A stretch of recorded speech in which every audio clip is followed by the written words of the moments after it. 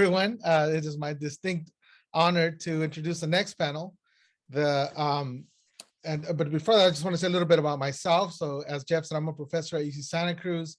My research focuses on English language learners and mathematics and thinking about improving access and more importantly about the development of English as well as academic language and literacy. And I've been working with Dr. Chang and Jeff on thinking about how to extend Robert Blockley and the C-STEM curriculum to also incorporate more English learners into STEM. And so now I get to actually introduce a panel of folks that have been doing this work. I have been really impressed with the work that has been done at Redlands Unified. And I've been in meetings with them and I feel like they're doing what is the work that's necessary to implement and sustain this type of curriculum and this type of work. And their panel exemplifies that. Their panel includes a district administrator, a STEM coordinator, a principal, a teacher, and of course, most importantly, a student. And they're going to talk to us about some of their work. But the other thing that I wanted to highlight about this group that has really impressed me is the fact that they've been working to implement the C-STEM curriculum as a core instructional curriculum and not as an elective or as a before or after school program. And so without further ado, I'd like to now introduce the panel. And so the first speaker will be Dr. Kenneth Wagner, the Associate Superintendent on Education Service. Then is Deepika Srivastava, the STEAM and Innovation Coordinator, Wes Cullen, a principal, Tim Rochester, a teacher, and Athena Gonzalez, a student. So to begin the session, I will pose the first question to Dr. Kenneth Wagner, and then Deepika will take over the facilitation of the slides. So Dr. Wagner, what is the status of mathematics education in your district post-COVID-19? And what are the challenges you faced in providing equitable opportunities and achievement for at-promise students in summer 2021 and now? Dr. Wagner. Well, thank you for the wonderful introduction and my amazing team that's here today with us, led by our coordinator down there on the other end, Deepika, and our principal at Clement Middle School, and our teacher and our student here. Thanks for being with us today. You know, when we talk about math education, Redlands was flying high. We were doing really great, moving fast, good results, everything. Then we got a little hiccup and a slowdown. And so I would suggest that mathematics instruction, math education in our district at this point is a little bit dire, which I think is probably the case across the state and across the nation.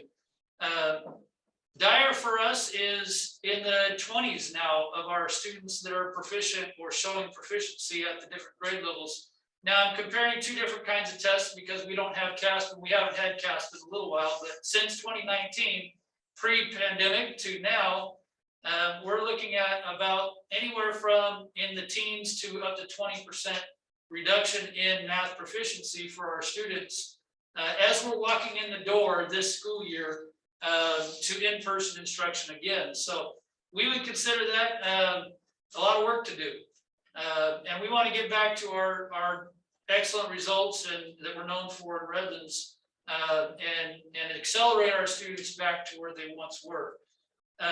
What I'll show you is some ways that helped us to limit that, what we might call loss, and helping us get back on track to high achieving students. We've been doing the C-STEM math series well now for almost 4 years. I think we are actually in our 4th year where we are now down to 6th through 10th grade. We actually have 3 elementary schools piloting in 4th and 5th grade this year with the C-STEM program, which is the math program, but also with C-STEM computing elective class. This middle school we have represented today, they actually do the C-STEM computing for a lot of students in 6th grade so that students go into 7th, they go right into the math sequence for 7th, 8th, and on into high school without having to necessarily have a sister class or a second elective period for computer science. We've done both ways. We have other schools that do in 7th grade the elective course alongside the math course. But what I want to point out is that by having C-STEM prior to COVID and pandemic, allowed us to continue a lot of this work during the time of learning at home.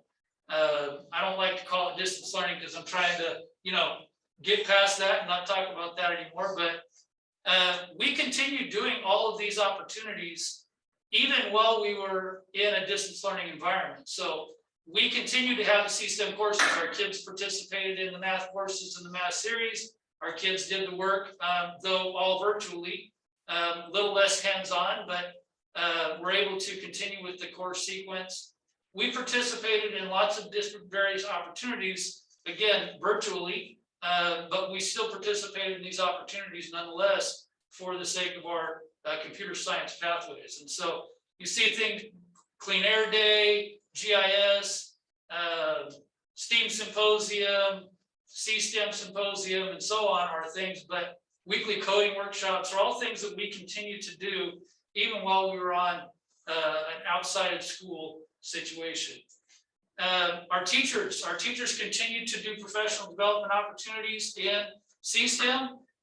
We have tried to do monthly professional learning networks. We continue that. I think one of our teachers here is often a lead for some of that work, and our teachers are the ones that kind of help lead this way. Our summer camps is where we've really kind of started to bolster the acceleration. And so this summer, again, was the first time we were able to get back to work in person. And so we had summer camps. We had summer camps in our middle schools for our middle school girls. We had summer school for our high school students, summer accelerated math learning opportunities for computer science. And the students loved it. We had a lot of students participate, and it helped us to begin that acceleration back to high level academics. And then this school year, just again, back to work. Our students are picking up, they're getting back to it, and we're trying to work as hard as we can to get them back to a normal place they once were. But having fun in the classroom helps. It helps our environments to be able to accelerate what math work that they've been doing pre-pandemic and will continue to, or are doing now, even during post-pandemic. So that's kind of the state of where we are in Redlands right now, and I'll let our other colleagues go on.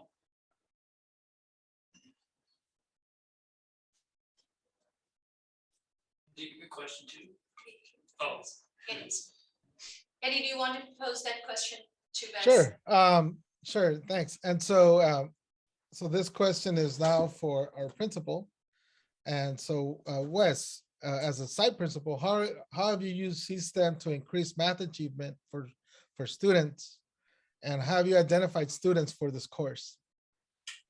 Thank you very much. I'll start with the second half of your question first, how we identified students for this program. Typically, when I started as a site principal 3 years ago, we assigned students based on teacher recommendation to C-STEM. And what we found was when students received their schedule in the summer, the week before school, it was news to them that they were joining the C-STEM program. So we had a rate of attrition that first year, 3 years ago, we had a rate of attrition that we weren't comfortable with. So we redesigned how we chose students for the program during our distance learning year, in that first we built some buzz and some, like to call it the sizzle for the program, to show students how fun it is and how engaging it is, to build a buzz for students to want to enroll. And that got us about half of our students half of the number that we were hoping for were volunteer students. And then again, we used our counseling team staff and our math department staff to recommend specific targeted at-promise students who could do the math, but were just not hooked in by traditional math class teaching methods. But teachers, having spent a year with the student, even though they were doing it over Zoom or Google Meet, they could tell that this student needed just a little bit more of a hook to get them to dig into the math concepts, especially the more abstract concepts that 7th and 8th grade math teachers have to teach. So we had a targeted list of students, and then we sent those students and parents congratulations, you have been qualified for this program letter, which got a lot more of our students to start the year in C-STEM. It alleviated some of their anxiety when they found out that they were chosen by their 6th grade math teacher, or they were chosen by their 6th grade counselor, and that they had kind of won a golden ticket to be a part of our amazing C-STEM program. And I think we've really seen the fruits of that this year with, and Tim can follow up a little bit more. We have a really dynamic, amazing group of C-STEM students this year that are really running with the material. And as far as increasing math achievement, I think number one, I'm kind of a foundation level thinker first. If we can get students to come to school every day, it makes it a lot easier for them to learn and a lot easier for us to teach them. And our C-STEM students have very, very high attendance. And I think a large part of that is because of teachers like Tim and teachers like Josh Barner, who really, really engage their kids. And in addition, on the instructional part of that question, both Tim and Josh Barner allow their students to fail and allow their students to stick with problems rather than just spoon feeding them the answer to move on. But both of our C-STEM teachers and our coding teachers in 6th grade believe that struggling with a problem and sticking with a problem and trying to find different ways to get to the end result is what math and actually life is all about, to not give up when you're presented with that. So when students are allowed to fight with a problem and wrestle with a problem and then solve it in their own way and their own methods, I think that turns a switch or a light bulb in their brain that they are capable and they are competent and they can do this. And they're comfortable asking for help from a colleague student or from a partner rather than looking at a problem, deciding I don't know the answer and I'm just going to move on. They really, really stick with it. And our teachers cultivate that atmosphere in both of our C-STEM classes, and they make it fun. And I think kids learn better when they're having fun and when they're engaged. And if our C-STEM program is getting 50 or 60 students to come to school every single day because they don't want to miss what's going on in Mr. Rochester's class, I think that's a win. Thank you. Thank you very much, Wes. And now I guess this question is for Tim. How can C-STEM education help at Promise students develop mathematical skills to close the achievement gap? I think one of our issues is the dichotomy that we get with at Promise students. We get low attendance, but we have students with a high degree of agency. They're allowed to make a lot of decisions for themselves in their homes. We have students with that come from low academic ecosystems, but they're very diverse social systems. So we have students who are not convinced that the intellectual and emotional challenges that they have to face to do the grind through the curriculum, it's just not as rewarding for them as the networking and the social aspects that they are used to at home. And so what does the C-STEM program do? Well, first, it's project-based. So it's, it has a visible beginning and end. So if they can already gauge the level of intellectual and emotional commitment it takes to do the project, right? It has a very flexible entry and exit point. They go, well, if I get this done, I can enter here and I can get this done here and I can get this many points. There's a buy-in for that. And that helps mitigate the attendance issues. I can have a kid show up, 2 or 3 days and they haven't been there for a while, and they show up and I'm like, well, here's where we are. Here's some of the projects you can start working on, and then they just pick. The agency is very important to this group. They can pick and say, I'm going to do this one first, and then I'm going to do this one second. Once we get them rolling, I can get them caught up, no problem at all. The knowledge that the projects have are not so dependent on the curriculum scope and sequence. All of those, that huge plethora of all those little ideas that are part of the 8th grade or 7th grade scope and sequence, they didn't have to have it all perfect all the way through with every piece clicked into place. The project has its own scope and sequence, and as long as we can keep them believing that they can achieve and learn what's necessary to complete the project, there's buy-in. They will work on it and be successful with it. Another nice piece is that the projects give immediate feedback. You know, this group that is reluctant to emotionally and intellectually commit to these larger grinds that we expect them to do in the educational setting, the shorter finite pieces of the projects allow them to get quicker feedback. The testing and the project doing is all built into one package, so they don't have to sit there and grind out weeks and weeks and weeks, and then 2-3 weeks later they got to be tested over a bunch of ideas that they did have a pretty good understanding of the first week, but now that we're in the third week, they don't know anymore. They've also the projects can be and have been on, if you look at roboblockly.com, the projects are sequenced and scoped, if you will, really well. So I can start them in a low risk project that they can then click through and then get another one done and another one done. And next thing you know, I've got them rolling and they're willing to take greater emotional, intellectual risks further down the road. And then when I give them an individual project, I was like, here you go. This is what I want. Take these things that you've learned on these projects. And now I want something individual. I want you to apply these skills, these coding skills, this math idea, and I want something, and all I do is feed out the criteria. Says, you know, I need something that's, you're going to be graded on how elaborate it is. I'd like to see some shapes in design instead of just the feather design, or I want to see, I have a kind of an art project where the whole thing was I wanted 5 shapes, 3 different sizes, and 4 different colors. And you can use both the tracing robots as well as the drawing pieces and create something.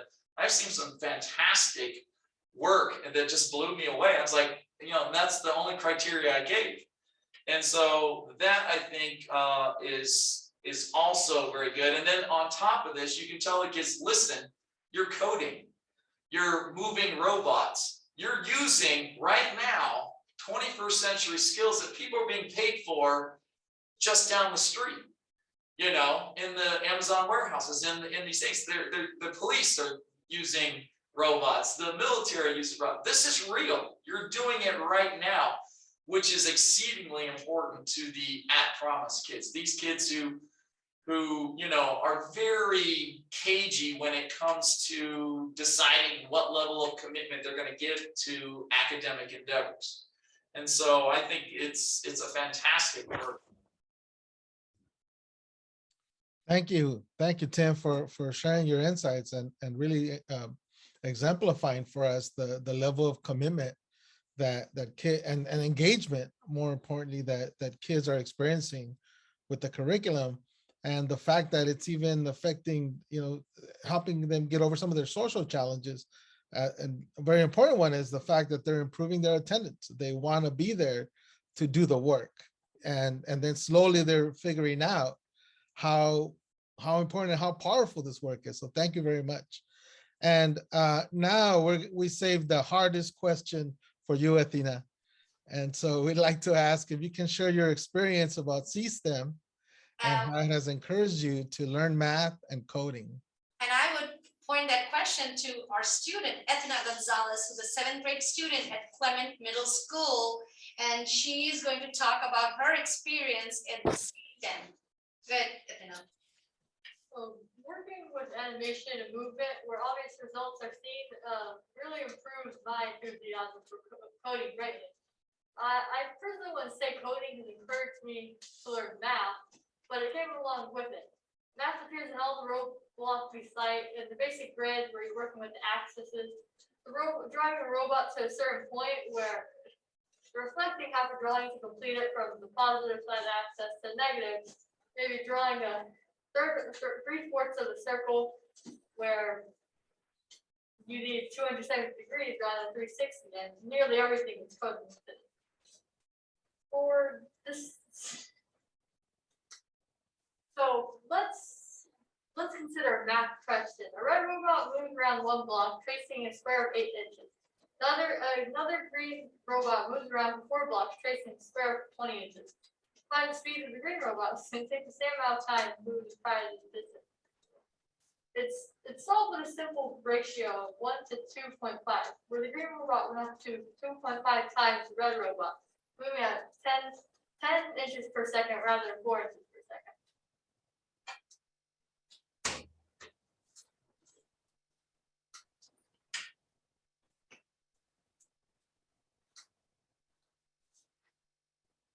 So this is a personal animation. I coded during my free time in class. This includes some fun scenes.